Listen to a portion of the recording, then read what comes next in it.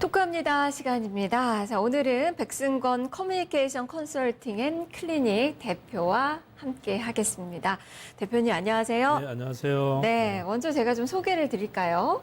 기자를 하셨고 네. 또 노무현 정부 때 청와대 행정관을 거쳐서 현재는 네. 작가이자 앞서서 제가 소개를 해드렸던 CCC 커뮤니케이션 컨설팅 앤 클리닉 대표를 네. 맡고 계시죠. 네, 제가 그렇습니다. 소개를 잘 드렸나요? 예, 맞습니다. 제가 이제 대표님 모셔서 가장 듣고 싶은 그 말 중에 하나가 바로 지난주에 청와대 다녀오셨어요. 예. 청와대 나오시고 처음으로 가신 거예요? 예, 그렇죠. 제가 이제 2003년 2월 23일이 참여정부 청와대 마지막 근무이거든요. 감회가 정말 예, 새로우시겠어요. 그날 이제 청와대 영빈관에서 노무현 대통령이 모시고 참여정부 청와대 종무식을 가졌어요.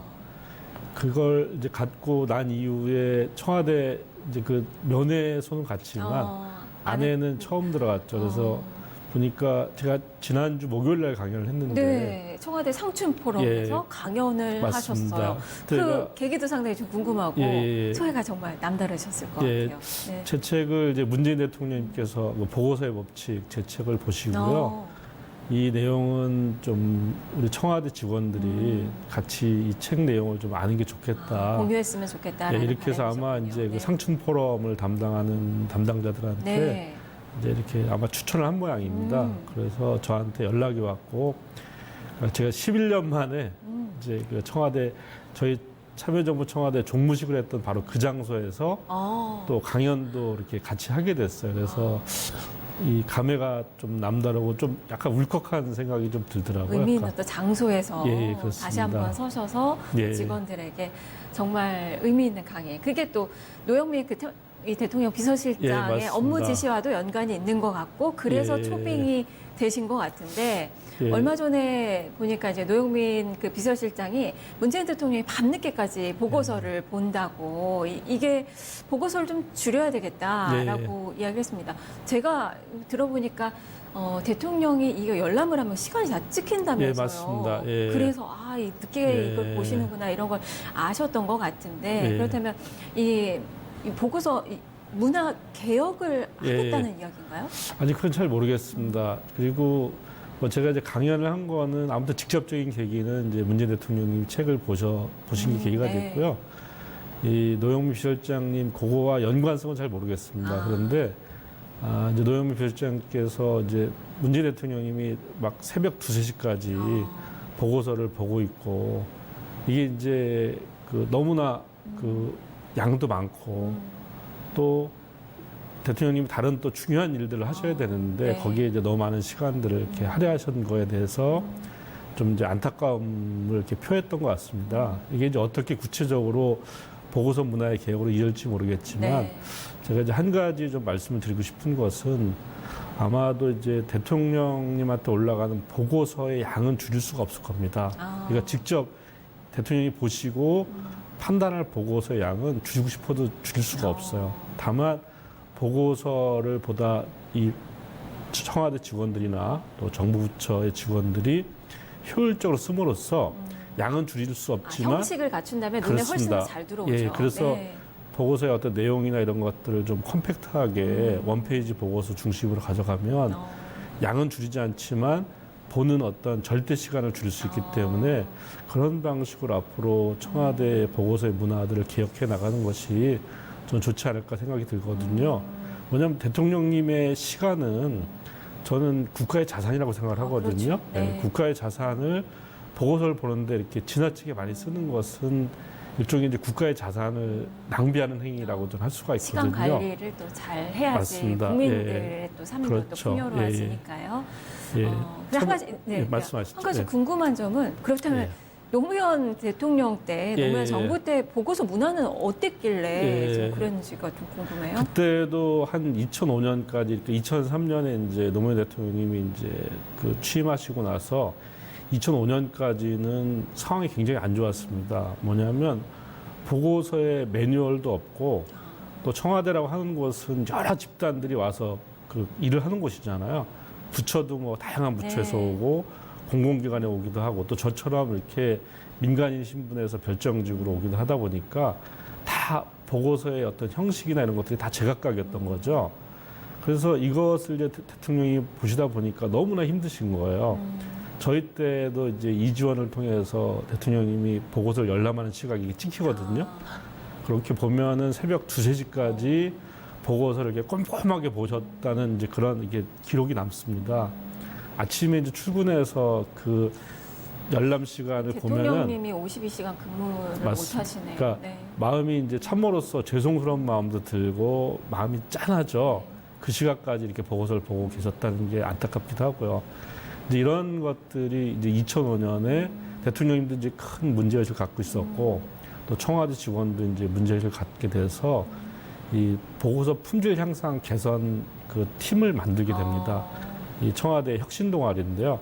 저는 뭐 거기 그 팀에 제가 속하지는 않았지만 지금 이제 인천시장을 하고 계시는 박남춘 시장님이나 또 김경수 경기도지사 네. 뭐 또 구윤철 기획재정부 차관 이런 분들이 해서 한 10분 정도가 그 보고서 품질 향상 팀에 속해서 한 6개월 정도 작업을 합니다.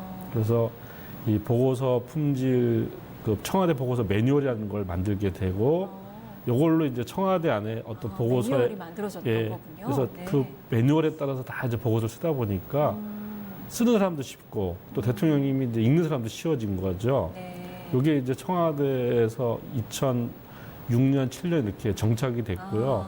그 후에는 이제 이 중앙부처들에도 이렇게 확산이 됩니다. 전파가 된 거네요. 예. 그런데 확산됐다가 이제 안타깝게도 그 이명박 정권이 박근혜 바뀌면서 대통령 없어졌군요. 지나면서 네.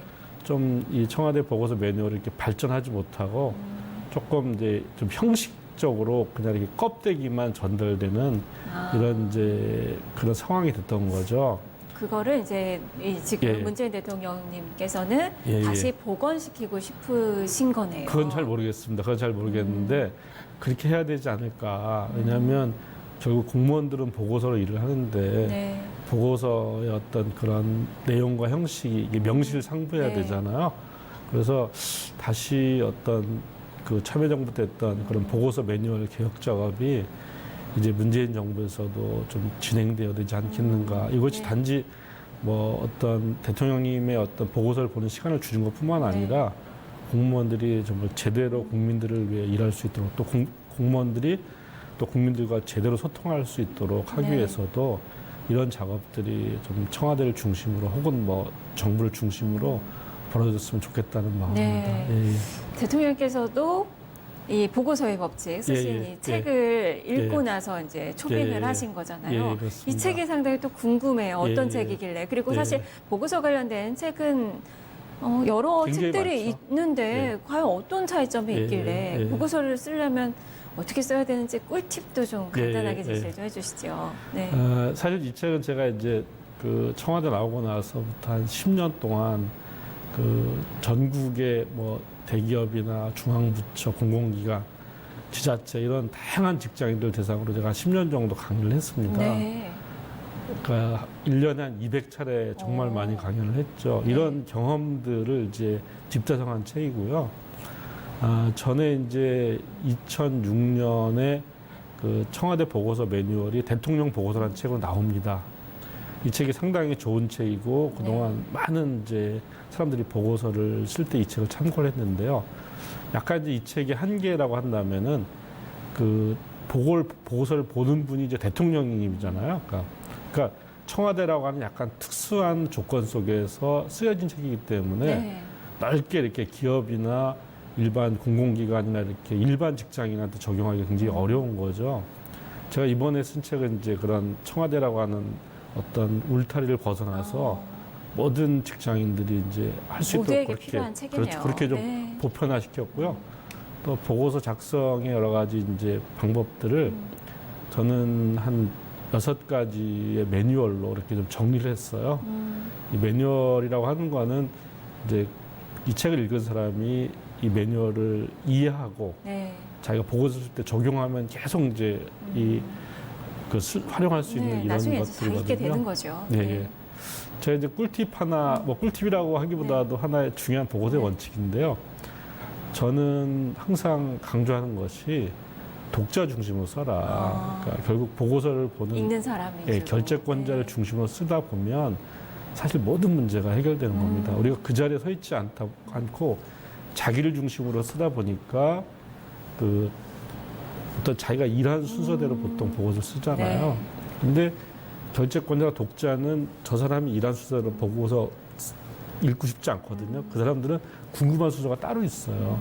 그러니까 독자가 뭘 궁금해할지, 결재권자가 뭘 알고 싶은 건지 그것만 우리가 분명하게 네. 그 머릿속에 염두에 두고 보고서 쓴다면 네. 그러면 정말 사랑받는, 칭찬받는 보고서를 쓸 수 있지 않을까 네. 싶은 생각이 자기 듭니다. 중심적이 아니라 독자 중심의 맞습니다. 보고서를 써라. 예, 이게 그렇습니다. 가장 중요한 원칙이다라는 그렇습니다. 그 예. 이야기네요. 그 원칙만 잘 지키면 네. 나머지 부분들은 사실 어찌 보면 자연스럽게 해결되는 문제일 네. 수도 있을 겁니다. 네. 그리고 이제 마지막으로 예, 예. 제가 궁금한 점이 있어요. 예, 예. 인터뷰 지난번 뉴스토마토 예, 인터뷰에서도 맞습니다. 그렇고 예. 보니까 글쓰기 시험을 봐야 된다. 예, 맞습니다. 그게 토익을 예, 예. 이길 수 있게 하겠다라는 예, 예. 그 계획을 말씀해 주셨는데 글쓰기 시험과 토익이 무슨 상관관계가 그렇죠. 있는지 예. 그렇게 또 말씀하시는 그 이유를 직접 들어보고 싶더라고요. 이게 좀 엉뚱한 얘기일 수 네. 있는데요. 우리나라 이제 성인들의 능력을 평가하는 가장 중요한 기준 중에 하나가 바로 토익이지 않습니까? 네네. 그죠? 근데 사실 토익은 이제 평가만 했지 실제 직장 생활을 하다 보면은 별로 써먹을 일이 없어요. 그러니까 평가와 실제 적용이 분리되어 있는 것이죠.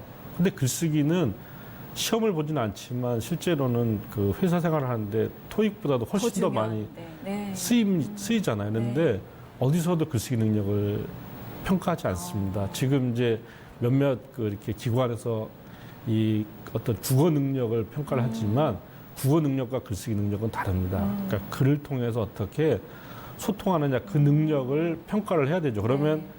그 평가로서 또 직장 생활도 적용할 수 있으니까 일석이조지 않습니까? 문학적인 글과 예. 업무용 글이 다른 다르죠. 거죠. 예, 다르기 때문에 이거는 평가가 돼야 되고요. 저는 이게 이제 왜 의미가 있냐면 우리나라가 이제 토익을 중심으로 능력을 평가하다 보니까 대학교, 고등학교, 중학교, 초등학교가 전부 어떤 영어 교육이 네. 필요 이상으로 과다하게 대표된 것이죠. 이게 저는 우리나라 교육의 어떤 비정상을 가져왔다고 얘기를 생각하거든요. 네. 만약 글쓰기가 성인 능력의 중요한 어떤 평가 기준이라고 한다면 아마 대학교, 고등학교, 중학교, 초등학교의 어떤 커리큘럼이라는 것도 달라질 거라고 생각합니다. 더 필요한, 현실에서 더 필요한 내용을 더 많이 교육시키는 것이 어떤 교육의 정상화고 그런 점에서 글쓰기 능력을 평가받는 그런 시험을 제가 만들어서 토익을 넘어설 거라고 그렇게 계획이 말씀드립니다. 정말 실현이 됐으면 하는 바람이 예. 있습니다. 보고서 문화 바뀌는 것만으로도 정말 세대 간의 인식의 차이가 확 줄어들 것 같다라는 생각이 그게 드네요. 저는 우리 네. 사회가 내용적으로 민주주의를 발전시키는 길이라고 이렇게 생각을 합니다. 알겠습니다. 예. 자, 말씀 잘 들었습니다. 예, 감사합니다. 네, 이렇게 박승원 대표와 토크합니다. 살펴봤습니다. 자, 여기서 오늘의 퀴즈 시간 갖겠습니다. 어제 정답부터, 금요일 정답부터 공개를 해드릴게요. 정답은 브렉시트였습니다. 지아연님 축하드립니다. 선물 영화표 보내드렸습니다. 자, 그리고 오늘의 문제 이어서 드릴게요. 자, 대통령과 관련된 직속 행정기구를 통틀어 일컫는 말로 불리기도 하며 대한민국 대통령의 관저 역할도 겸하는 곳으로 직역하면 파란 기와집인 이곳의 이름은 무엇일까요? 정답 아시는 분들은 뉴스토마토 유튜브 페이지에 올려주시면 되고요. 먼저 구독하시고 메일 주소 함께 정답과 남겨주시면 선물을 보내드리도록 하겠습니다. 비방트 선글라스 보내드리니까요. 여러분의 많은 참여 부탁드리겠습니다. 자, 지금까지 토크합니다. 함께 하셨습니다.